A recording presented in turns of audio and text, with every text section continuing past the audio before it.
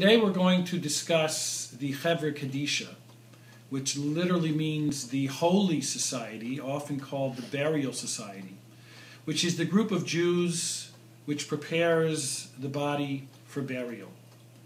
This is seen as one of the most important elements in Jewish tradition, and people on the Chevra Kadisha are generally very special people who have dedicated themselves to taking care of a person who has passed away, especially in a situation where the relatives would not want to deal with this now in their grief. It is one of the greatest mitzvahs we have. We call it the chesed shel emet, really true kindness that is being done by these individuals.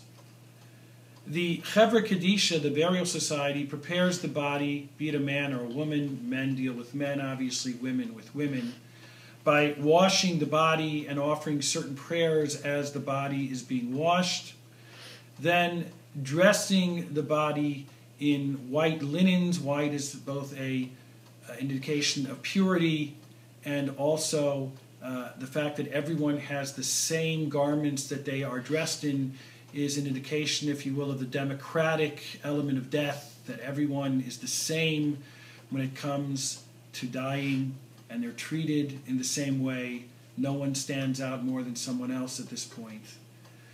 And in between the prayers and the actual dressing is something that's known as the taharah. After the body has been cleansed and properly cleaned, then water is poured over the body of the individual in a purifying process. We say tahorhu, tahorhu, tahorhu, or in the feminine we say that this person is now pure, this person is now pure. And we do everything possible in a dignified fashion. As much as we mentioned with the shomer, with the one watching the body, here too one is not allowed to speak about anything other than what is being done right there, not what they're doing tomorrow and they're going out Saturday night or whatever may be taking place, or the politics at synagogue or in the state of Israel. No, this is a total focus and ultimate dignity given to this person who has passed away. Generally speaking, this happens right after the person has passed on. There is no allowance in Jewish tradition for embalming or for the use of cosmetics. The idea of, by the way, not having an open casket at a funeral is so too the idea that one person shouldn't be dressed and he looks wonderful in his attire while another person was poor and he's dressed in rubbish type of clothes and not something that's undignified so that one looks more important than the other. This is not the idea. That's the critical idea of the closed casket in Jewish tradition. Also, autopsies are generally not permitted and performed in Jewish law. That's seen as something which is what we call nivul hamet, something which is inappropriately done to the body, desecrating the body, which came from God, so we want to make sure nothing inappropriate is done to it, with the exception if there is a possibility that this individual who died was killed by someone, was poisoned, in that rare instance where it could be that by the doctors or the police, the coroners looking into this matter, that they could prevent someone else's death.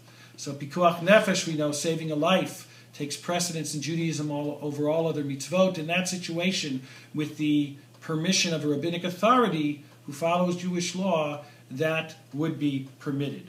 It goes without saying as well that certainly cremation is something that is not permitted in Jewish tradition, be it because, as we said, it desecrates the body. The body is supposed to return naturally to the earth. And we understand from the book of Genesis, as it were, that the body was made from the earth. It returns to its place of origin. And so, too, we all know, if we say cremation, everyone who's a Jew has to think of the Nazi Holocaust. For one to cremate himself and to do what Hitler did in order to destroy the Jewish people in the most terrible way, not only to kill them, let's ultimately destroy them, destroy every part of them, and we're going to cremate them. This is not acceptable in Jewish tradition.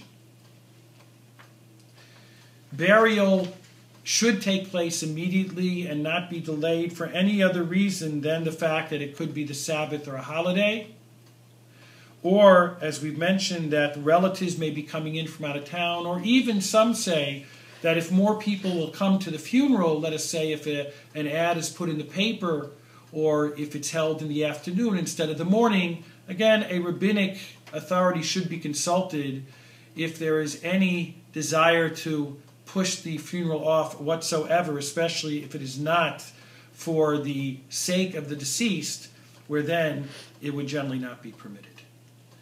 I am Rabbi Balk, your rabbinic authority on eshiva.com.